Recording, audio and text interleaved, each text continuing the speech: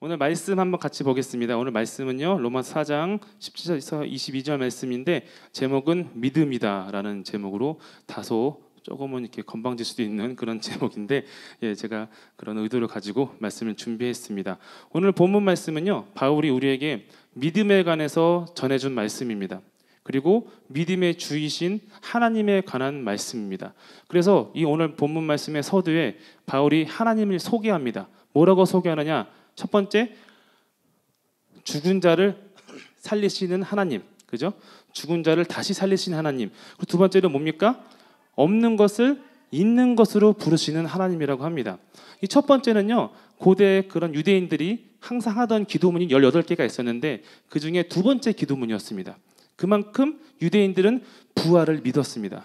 유대인들도 부활을 믿었습니다. 우리만 믿는 게 아니라 그 유대인들의 부활 전승이 그런 정신과 그런 것들이 우리에게 들어오고 우리가 다시 또 그것을 그리스도 안에서 새롭게 갱신되고 새롭게 계시를 받은 것이지, 부활 사상이 없던 것이 생긴 것이 아닙니다. 유대인들에게 이미 부활 사상이 있었고 그런 사상이 오늘 이 바울의 유대교적인 이 고백에 있었고, 그 두 번째는 뭡니까? 없는 것을 있는 것으로 부르시는 하나님. 뭡니까? 무에서 유를 창조하신 하나님을 헬라적인 그리스도인들이 부르던 그런 어떤 표현입니다. 그래서 이 두 가지를 우리는 합쳐서 뭐라고 부릅니까?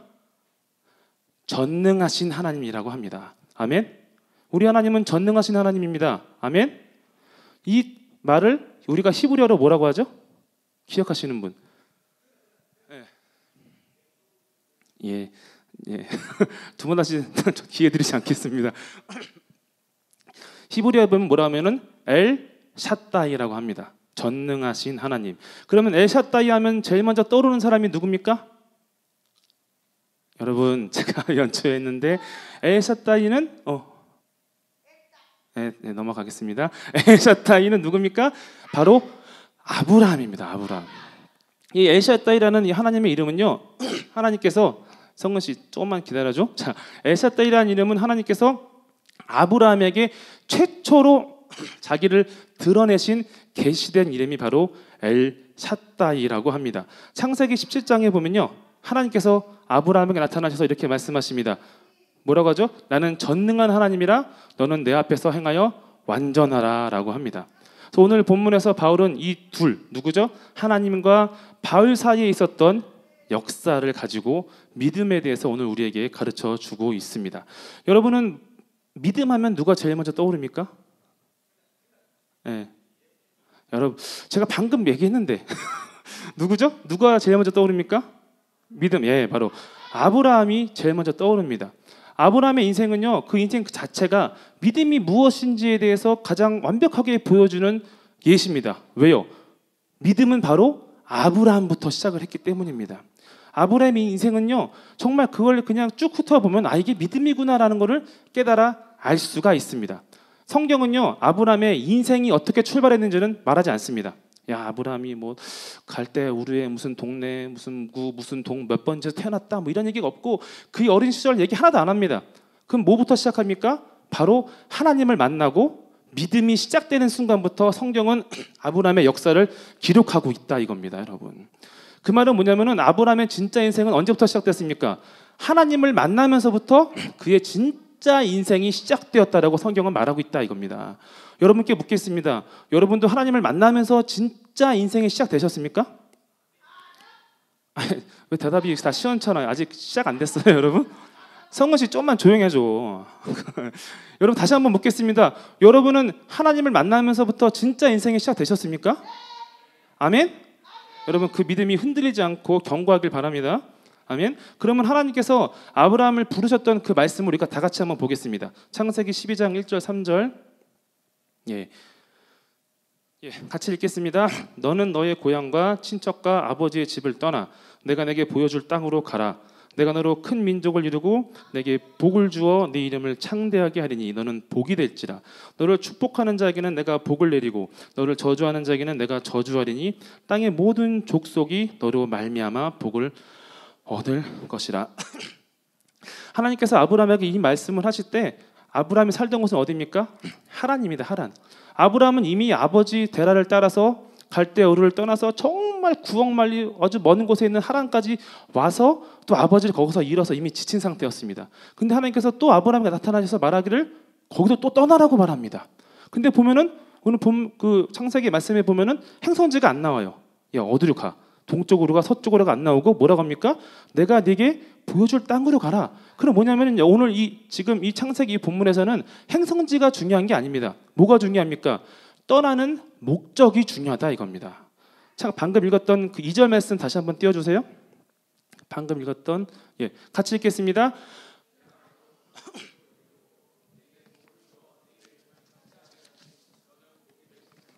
아멘. 바로 저게 목적입니다. 하나님께서 아브라함을 떠나게 하시는 목적이 뭡니까? 그로 새로운 큰 민족을 이루고 두 번째 그의 이름이 창대하게 되고 창대하게 된다는 건 뭐냐면은 굉장히 유명해지는데 요 시대만 유명한 게 아니라 후대까지도 전해질 그런 엄청난 이름을 만들어주겠다는 것이고 마지막 세 번째가 뭡니까? 복이 되게 하겠다 이겁니다, 여러분. 이 세 가지 기도문은요 사실 고대 근동에 있던 왕들이 하던 기도입니다. 왕들이 자신들의 우상들에게 기도합니다. 나의 나라를 크고 강성하게 해주시고 그리고 나의 이름을 후대까지 남겨주세요 라고 하는 기도문인데 하나님은 지금 이 기도를 누구한테? 아브라함에게 주십니다. 한 사람에게. 성경을 뒤져봐도요 이 세 가지를 한 번에 받은 사람이 한 명도 없습니다. 첫 번째 기도문은 모세가 한번 받았었습니다. 출애굽기 32장 10절 그런즉 내가 하는 대로 두라. 내가 그들에게 진노하여 그들을 진멸하고 너를 큰 나라가 되게 하리라 라고 합니다. 근데 모세가 이걸 거절하죠. 그죠? 뭐라고 거절하죠? 하나님 아닙니다. 저 사람들이 멍청해서 그래요. 몰라서 그래요. 용서해 주세요 라고 해서 거절되고 두 번째 이름을 창대하게 하는 약속은 누구에게 주셨습니까? 다윗에게 주셨죠. 사무엘하 7장 9절 한번 보겠습니다. 네가 가는 모든 곳에서 내가 너와 함께 있어 네 모든 원수를 네 앞에서 멸하였은즉 땅에서 위대한 자들의 이름같이 네 이름을 위대하게 만들어주리라. 한 명씩밖에 안 줬어요. 근데 오늘 보니까 아브라함에게는 이 두 가지를 다 주시고 거기서 끝난 게 아니라 하나 더 주시죠. 그게 뭡니까? 복이 된다. 여러분 이거는요 완전히 개념이 다 뒤집히는 겁니다. 복 주세요가 아니에요. 내가 너에게 복 줄게가 아니라 이젠 네가 복이 돼야 돼 라고 하는 거예요. 여러분 개념이 완전히 뒤집히는 겁니다. 예수 믿는 사람들은요 개념이 바뀌어야 돼요. 여러분 아멘. 복 달랄 게 아니라 하나님 내가 복이 되게 해주세요라고 여러분이 기도하시길 바랍니다. 아멘. 아브라함은 지금 하나님께서 그를 복으로 만드시는 거예요. 그 목적이 뭐예요? 그만 잘 살라고? 아니죠. 그로 인해서 땅의 모든 족속이 복을 받게 하기 위해서 아브라함을 복으로 만들어 주었다 이겁니다. 실로 어마어마한 약속이 아니지 않습니까 여러분? 아브라함은 이 엄청난 약속을 받고 드디어 떠납니다. 떠났는데 그의 인생이 평탄했습니까? 아니죠. 막 가뭄 걸려서 배고프고 그 피해서 도망갔더니만 와이프 빼앗길 뻔하고 온갖 고생은 다 합니다. 그래서 지쳐있는 그 상태에서 하나님이 한 번 더 찾아오십니다. 창세기 15장 1절 아브라함아 두려워하지 말라. 나는 네 방패요 너의 지극히 큰 상급이니라 라고 하십니다. 기침 나와서 아브라함이 이 얘기를 들었을 때 기분이 어땠을까요? 아 그래요 하나님은 저의 방패이시고 저의 상급이십니다 그랬을까요? 아니요. 아브라함은요 마음이 상했어요. 왜냐하면 자기 그냥 편하게 잘 살고 있었는데 그래서 그냥 쭉 살면은 아무 이상 없이 편하게 살 수 있었는데 갑자기 뜬금없이 찾아오셔서 떠나 내가 복 줄게 했는데 믿고 따라와 보니까 뭐가 있어요? 고생만 있는 거야. 그래서 아브라함이 마음이 상했습니다. 하나님께 항의합니다. 창세기 15장 2절 3절 아브라함이 이르되 주 여호와여 무엇을 내게 주시려나이까 나는 자식이 없사오니 나의 상속자는 이 다메섹 사람 엘리에셀이니이다. 또 말합니다. 아브라함이 또 이르되 주께서 내게 씨를 주지 아니하셨으니 내 집에서 길린 자가 내 상속자가 될 것이니이다 라고 합니다. 무려 2번이나 항의합니다. 내용은 똑같아요. 말만 바꾼 거지. 핵심은 뭡니까? 나 애 없어요. 근데 보니까 하나님이 안 주셨네. 하나님께 막 항의하는 겁니다. 당신께서 나를 큰 민족을 이뤄주시고 막 이름 크게 해주시고 한다고 해주셨는데 이게 뭐예요? 난 지금 애도 없어요. 그러면서 뭐라고 합니까? 그냥 우리 집에 있는 종 늙은 엘리에셀이 그냥 제 상속자가 될 거예요 라고 합니다. 그러자 하나님께서 뭐라고 대답하십니까? 창세기 15장 4절 5절 같이 읽겠습니다. 여호와의 말씀이 그에게 임하여 이르시되 그 사람이 네 상속자가 아니라 네 몸에서 날짜가 네 상속자가 되리라 하시고 그를 이끌고 밖으로 나가 이르시되 하늘을 우러러 무뼈를 셀 수 있나 보라. 또 그에게 이르시되 네 자손이 이와 같으리라. 아멘.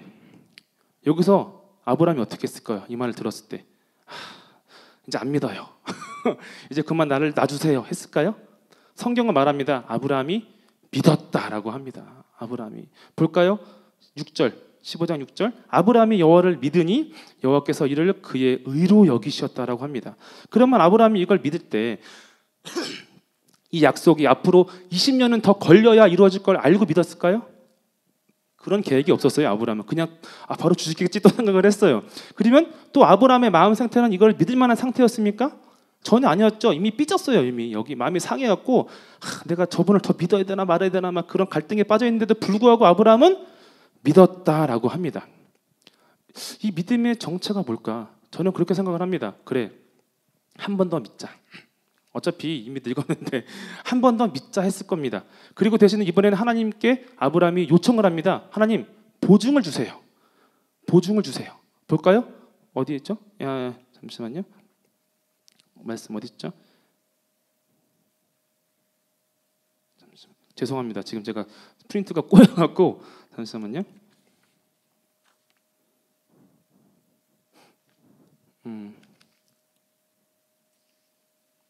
네, 한번 볼게요. 예, 요구를 하는데 사실상 사람이 신에게 이런 걸 요구한 적이 없어요, 여러분.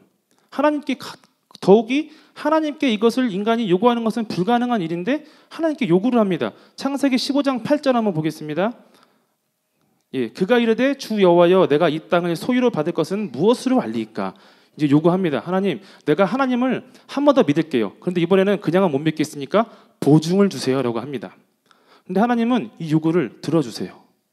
하나님께서 이 하찮은 피조물의 요구를 들어주십니다. 왜 들어주셨을까요?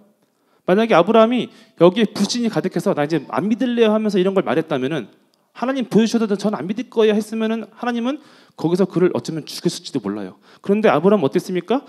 믿고 싶었어요. 믿고 싶으니까 요구를 한 거예요. 그래서 하나님께서 그에게 계약을 주십니다. 그 계약이 이제 보겠습니다. 한번 창세기 15장 9절 10절 여호와께서 그에게 이르시되 나를 위하여 3년 된 암소와 3년 된 암염소와 3년 된 수량을 산비둘기와 집비둘기 새끼를 가져올지니라. 아브라함이 그 모든 것을 가져다가 그 중간을 쪼개고 그 쪼갠 것을 마주 대하여 놓고 그 새는 쪼개지 아니하였으며라고 합니다. 여러분 이거는요 고대 그냥 근동의 계약 의식입니다. 그래서 두 사람이 계약을 맺을 때 동무들을 쪼개놓고 그 가운데로 같이 둘이 걸어갑니다. 그러면 계약이 성립이 되는 거예요. 우리가 이 계약을 반드시 지킬 거야. 근데 만약에 지키지 않으면 어떻게 됩니까? 옆에 있는 고깃덩이처럼 갈라질 거야 라고 하는 어마어마한 무시무시한 그런 계약인데 하나님께서 이 계약을 아브라함에게 주시는 거예요. 약속을. 근데 아브라함은 참여하지 않습니다. 보겠습니다. 17절 15장 해가 져서 어두울 때 연기 나는 화루가 보이며 타는 횃불이 쪼갠 고기 사이로 지나가더라라고 합니다. 그럼 하나님은 왜 둘 사이의 계약인데 왜 아브라함을 빼놓고 혼자 계약을 성립하신 걸까요? 왜? 아브라함은 이 약속을 지킬 힘이 없어요. 아브라함은 이 약속을 지킬 능력이 없어요. 아니 지금 스스로 애도 못 낳아서 하나님께 지금 찡찡대고 있는데 무슨 수로 자기가 이 계약에 책임을 진다 이겁니까? 그래서 하나님은요 이 약속을 혼자 지키십니다. 혼자 그 책임을 끌어안으시고 이제부터 이 약속이 이루어지지 않으면 누구 책임입니까? 누구 책임이에요? 좀만 좀 크게 대답해 줘봐요. 누구 책임입니까? 하나님 책임인 거예요. 지금 아브라함은요 진짜 그런 신화나 어디에서도 본 적도 없던 어마어마한 약속을 그것도 참되고 유일하신 하나님께 받은 겁니다. 어마어마한 약속이에요. 하나님이 지금 내가 만약에 못 지키면 내가 그냥 죽어버릴게. 어떻게 그렇게 될 수 있는 그런 약속 계약인데 하나님이 하찮은 피조물에게 이 계약을 주신 거다 이겁니다. 근데 아브라함은 이 약속을 받자마자 제일 먼저 한 일이 뭔지 아십니까? 이 약속을 받고 집에 들어가서 제일 먼저 뭘 했을까요? 바로 사레의 몸쪽인 하갈을 첩으로 맞습니다. 되게 이상하죠, 그죠? 아니 하나님께 약속을 주셨는데 가자마자 한 일이 첩을 맞는 거예요. 그리고 하갈이 임신을 하고 그 임신이 어떻게 됩니까? 이 집안의 불화가 되죠. 그래서 하갈이 사레를 막 무시하기 시작합니다. 왜 무시합니까? 이제 자기 뱃속에 있는 애만 태어나면요 어떻게 돼요? 이 애가 앞으로 자기 남편이 되는 아브라함의 뒤를 이어서 이 부족의 족장이 되는 거예요. 고대 근동에서 이 여성의 미래는요 아들에게 있어요. 그래서 아들이 없는 과부는 하나님께서 특별히 관심을 가지시고 보살피신 거예요. 그만큼. 왜냐하면 아들이 없으면 미래가 없는 거예요. 노후도 없는 거고. 근데 사레는 아들이 있어요, 없어요?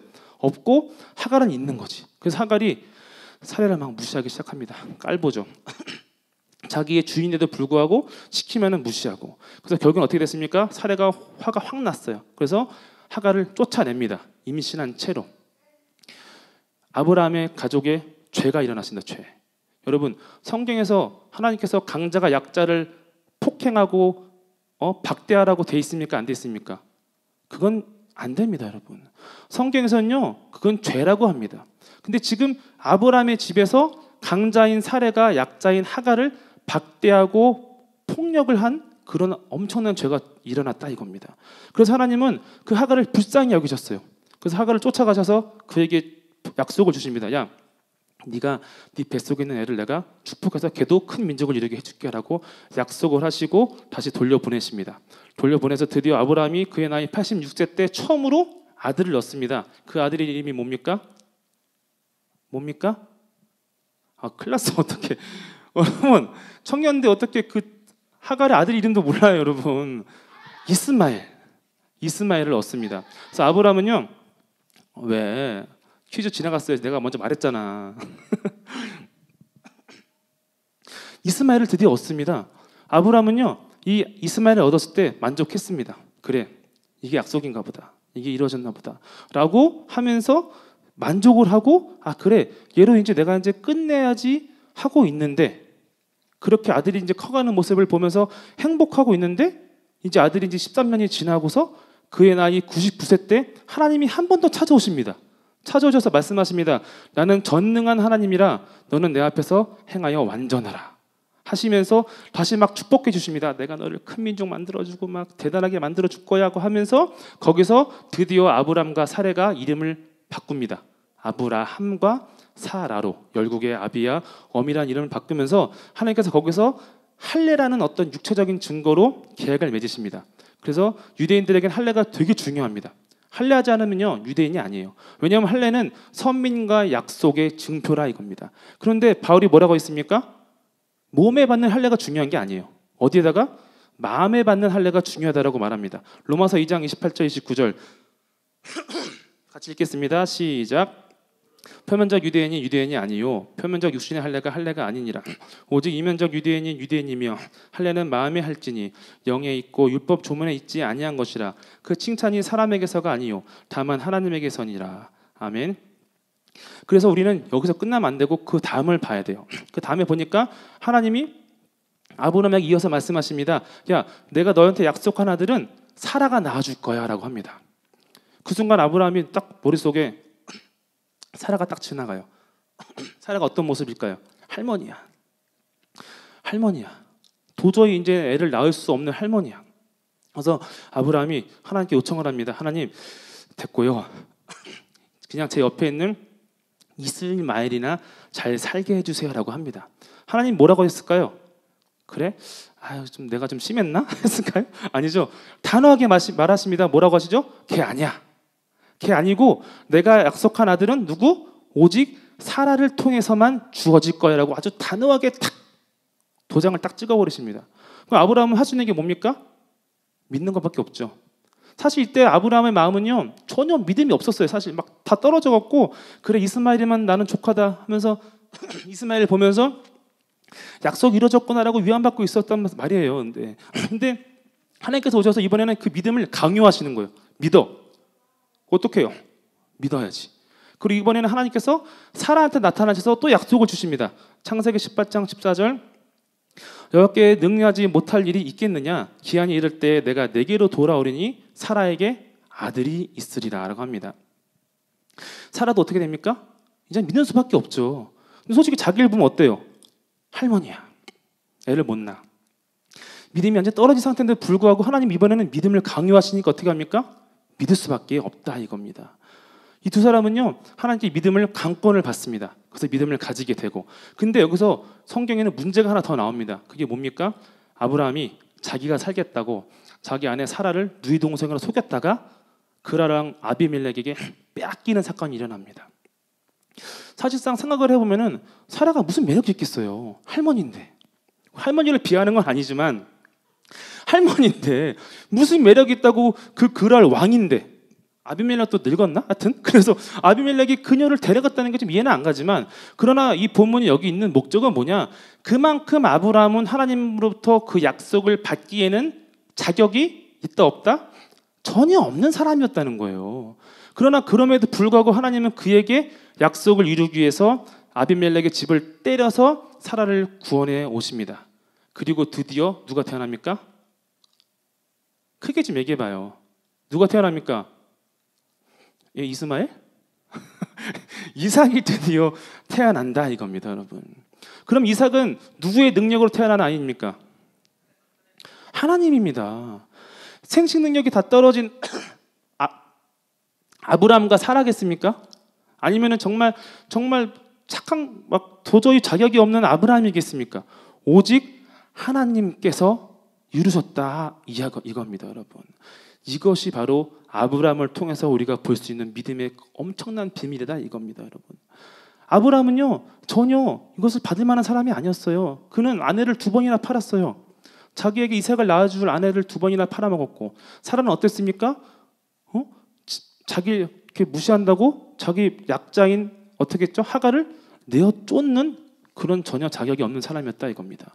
그러나 이 약속의 책임이 누구한테 있었습니까? 처음에 오직 하나님께만 있었기 때문에 하나님께서 아브라함에게 이루어주셨다 이겁니다. 그럼 아브라함이 한 일은 무엇입니까? 이제까지 얘기했잖아요. 아브라함이 한 일은 뭡니까? 믿는 것밖에 없었어요. 믿는 것밖에. 그래, 하나님이 책임져 주시겠다니까 그는 믿는 것밖에 없었습니다. 처음에는 희망을 갖고 믿었어요. 두 번째는 그래, 속는 셈 치고 한 번 더 믿자고 믿었어요. 세 번째는 믿으라고 해서 믿었어요. 억지로. 난 믿기 싫은데 이제 그만했으면 좋겠는데 믿었어요. 그래서 결국에는 그 믿음을 통해서 누가 왔습니까? 이삭이 태어났다 이겁니다, 여러분. 여러분, 아브라함은 정말로 우리와 다를 바가 하나도 없는 사람입니다. 여러분 믿으시길 바랍니다. 아멘. 못 믿겠으면 성경 찾아서 좀 읽어봐요. 찾아보면 아브라함의 모습은요, 여기 있는 저나 여러분이나 다를 바가 하나도 없는 그런 모습입니다. 그러나 하나님께서 그를 전적으로 인도하셔서 믿음의 조상으로 삼으신 줄 믿으시길 바랍니다. 그래서 바울은 지금 오늘 이 아브라함을 우리에게 딱 보여주면서 말하는 겁니다. 믿음은 이런 거야. 이게 바로 믿음이야. 오늘 본문 말씀 다시 한번 보겠습니다. 18절부터 22절 같이 읽겠습니다. 시작.